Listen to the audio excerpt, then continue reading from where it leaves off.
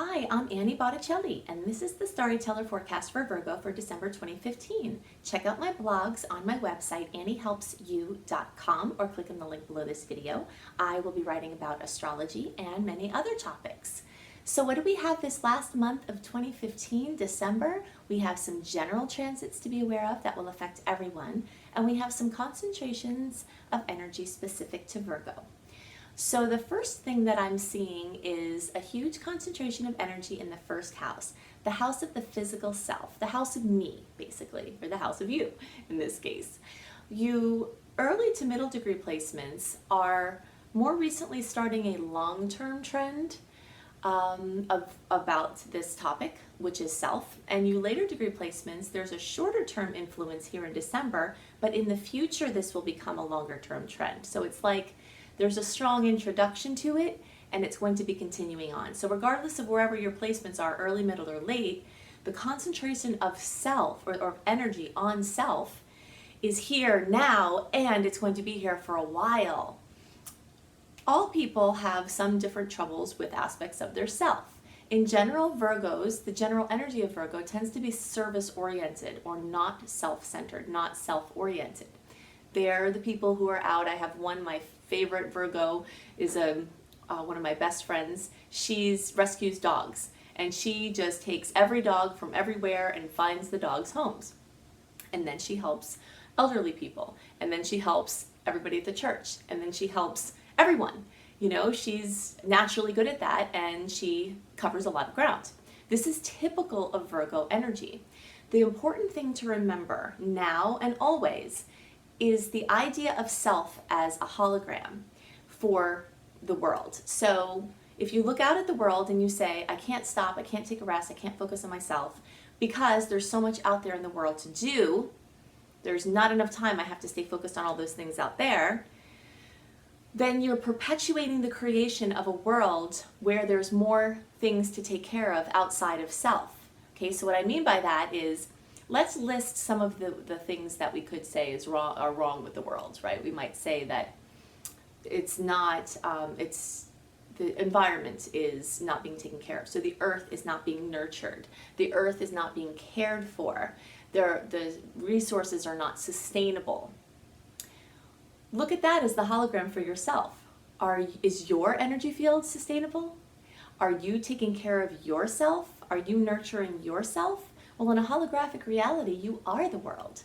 So if you're taking care of things out there, but not taking care of things in here, then you're perpetuating the holographic collective experience of the world as having so many things to be taken care of outside of self, and everything getting worse and worse and worse. Giving needs to come from a place of fullness, of sustainable connection with the universe, so that the overflow of your sustainable energy field goes to help everyone outside of you.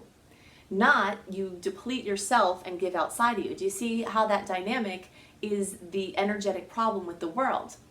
Energy not being sustainable in the world comes from people's energy fields individually not being sustainable. So this is a time where you really can get this, maybe for the first time in your life.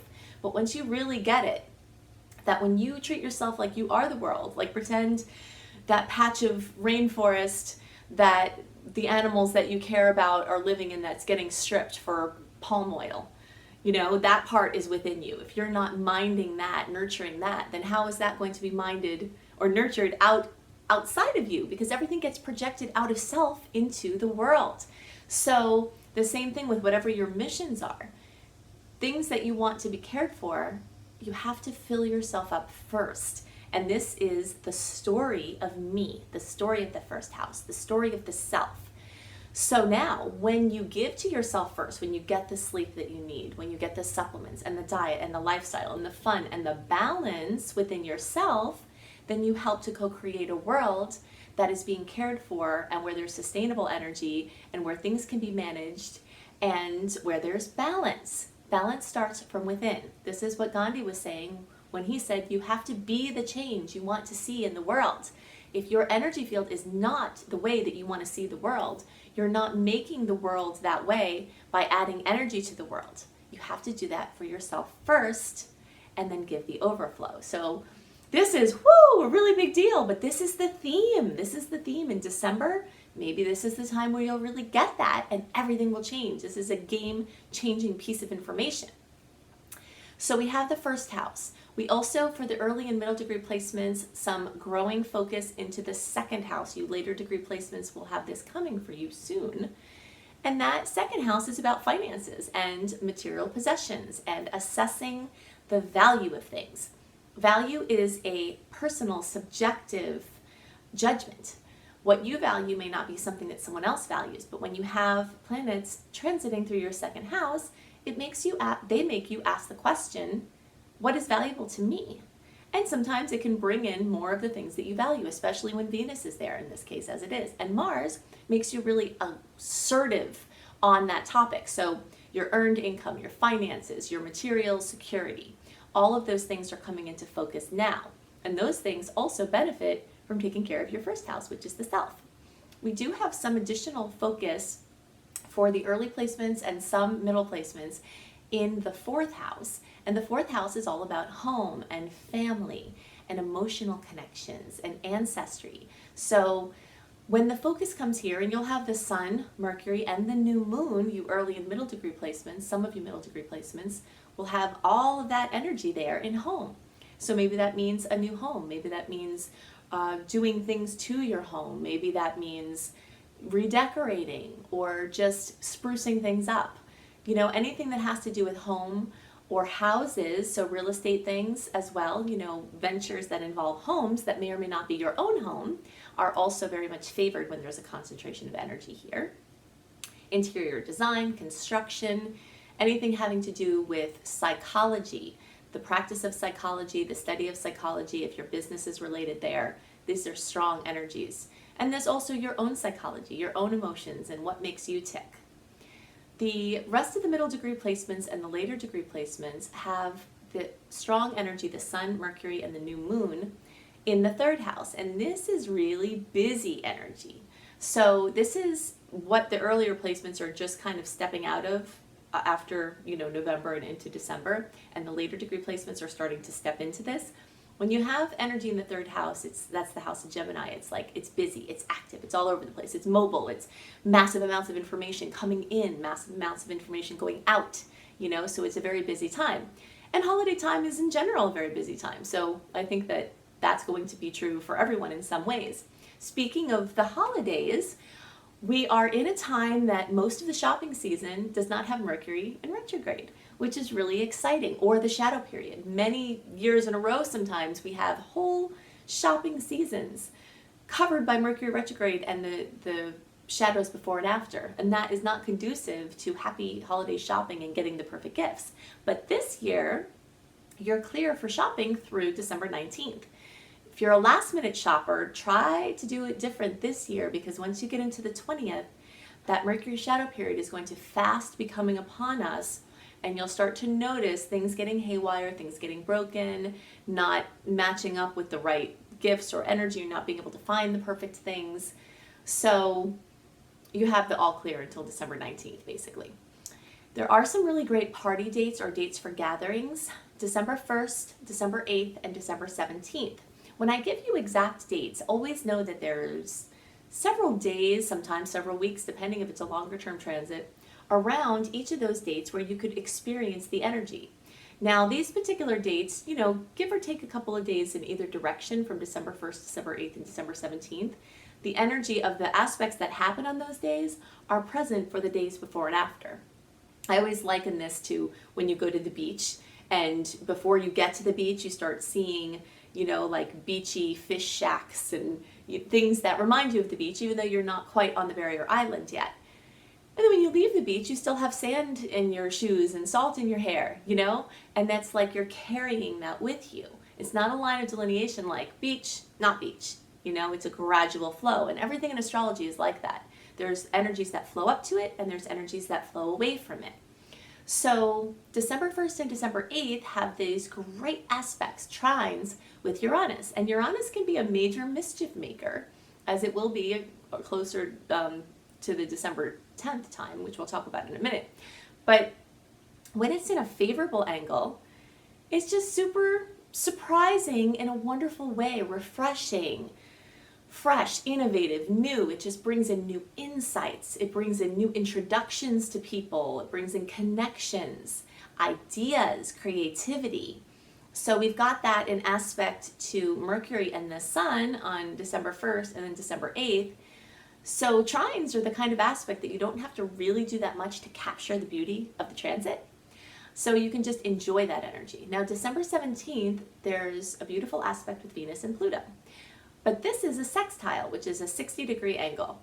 And when you have a 60-degree angle, you've got to work a little bit to get at the goodness of the transit. It makes me think of those Kong things, you know, those things you put like peanut butter in for your dog, and they have to like lick the peanut butter out of the Kong, right? Basically, that's what a sextile makes me think of. It's like, here's a good thing, but you're going to have to work at it a little bit to get the best of it. You know, that you're going to have like an opportunity or a call to action that you then have to take action on and follow through with and do something with. But that's beautiful for relationships, for finances, anything with business, anything with design or harmony, or, you know, things related to Venus, basically. So on December 11th, we have the new moon in Sagittarius, and new moons always carry this wonderful new energy. New moon wishes, all things Sagittarius, publishing, writing, speaking, churches, religions, spiritual topics, long distance travel, different countries, different languages, different cultures. There's a strong theme of that energy throughout most of the month besides this new moon, because the Sun and Mercury are for part of the month in the sign of Sagittarius. So there's quite a festive, upbeat, friendly, busy mood in general, and it's accentuated at this point with the new moon. The trouble is, on December 10th, we have Mars opposing Uranus. So this is one of those situations that I explained with Uranus. It's not happy when it's not in a good angle. You know, it's like it woke up on the wrong side of the bed, and Mars particularly, mixed with Uranus in a difficult angle, can be kind of obnoxious, and it can bring in surprises or jolts that are not welcome. So you want to guard your physical body. You want to just be aware, be more aware around those days. Then we have on Christmas. This is a very interesting time because Christmas, December 25th, there are many holidays during that week. Different religions have different holidays. And they're all going to pretty much involve joining with family and friends and gatherings. So on December 25th, there's a beautiful full moon in Cancer, which rules ancestry, lineage, family, home related things, and emotional connections. So it's beautiful. It's perfect timing for that. And sometimes full moons can bring some drama. And we know that when we meet with people that we don't usually see, but they're related to us, that sometimes those ever-present things that are always there, they come back up again. So the odds that there's going to be some kind of power struggle are intensified at this full moon because it's opposing Pluto. So Pluto is like the master of power struggles, especially when it's in a challenging angle. But at the same time, we have a beautiful Mercury aspect with Jupiter, and there's another beautiful aspect with Pisces at the full moon as well. So there's really, like, if you're going to make a checklist of like, oop, that could be bad, oop, that could be good, there's more things that could be good, but it's emotional and it's intense. So the way that I read those potentials is that the chance for conflict and drama and emotional outpourings is high, but the chance for resolution and like kissing and making up or coming to a greater state of resolution than before the conflict are high as well. So I think that's pretty positive overall. You just want to be aware of it. I like a book called Nonviolent Communication by Marshall Rosenberg for heading off these power conflicts. If you have, you might notice that, let's say it's a sibling or a parent, you might have moved away from them, and maybe you've been away from them for 10 years. As soon as you get back in there, you've got the same dynamic, and maybe you feel like a kid. You're like, I'm saying things like I'm a child. This is like this thing that happens. And you notice that you don't get anywhere with this. Well, nonviolent communication teaches you how to phrase your feelings, what you're trying to express, in a way that make it more likely for people to hear you and it invites them to communicate in a way where you're more likely to hear them. So maybe you want to be the one that instigates this type of change. And you can do that. This book will show you how to do that. It's amazing. So those are the basic highlights for December. I am very excited to be blogging again over the upcoming months. I'm having my website redone and my blogging going back, and so I'll be writing about astrology. I'll be having summaries, very succinct. You know, in general, I'm not known for my succinctness, but I will be having very succinct summaries of your need to know for each month. So depending on when you're watching this, it may not be up yet, so keep checking back to my website, anniehelpsyou.com, because I will have for your sign every month this nice summary in the blog. And I'll also be writing on all kinds of other topics. So definitely check out the resources that will be there. And I hope you have a wonderful month and a wonderful rest of your year. And I'll see you next year. Bye.